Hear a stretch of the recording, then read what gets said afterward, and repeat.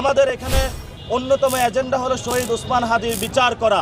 গত 5 তারিখে এই যে আমার পার্শ্ববর্তী শহীদ মিনারে 3 আগস্ট দাঁড়িয়ে আমরা একটি কর্মসূচি দিয়েছিলাম বন্দোবস্ত, এবং সেই ঘোষণাটি যিনি দিয়েছিলেন জনাব নাহিদ ইসলাম এনসিপির আহ্বায়ক।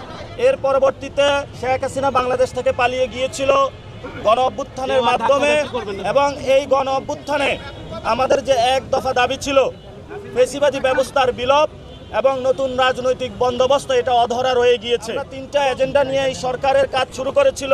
সেই সরকারের মধ্যেও জনাব নাহিদ ইসলাম উপদেষ্টা হিসেবে ছিলেন। একটি হলো সংস্কার, আরেকটি হলো বিচার, আরেকটি হলো একটি সুষ্ঠু নির্বাচন।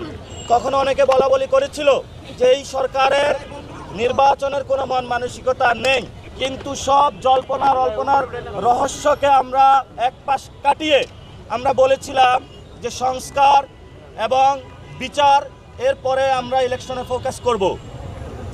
আপনারা জানেন সবগুলো রাজনৈতিক দল মিলে অনেকগুলো বিষয় ঐক্যমত হয়েছে, যেগুলো এখন গণভোটে যাবে। গণভোটের মাধ্যমে হায়ের মাধ্যমে পাস হয়ে আসবে, এবং সাথে সাথে আপনারা জানেন খুনি ফ্যাসিস্ট শেখ হাসিনার রায় হয়েছিল, যে রায়ের এখন বাস্তবায়নের জন্য আমরা অধীর আগ্রহে বসে আছি। এমন একটা পরিস্থিতিতে বাংলাদেশে ইলেকশনের তফসিল ঘোষণা হয়েছে। এই নির্বাচন প্রক্রিয়ার মধ্য দিয়ে একটি বাংলাদেশে আমরা নতুন বাংলাদেশে যাত্রা শুরু করব।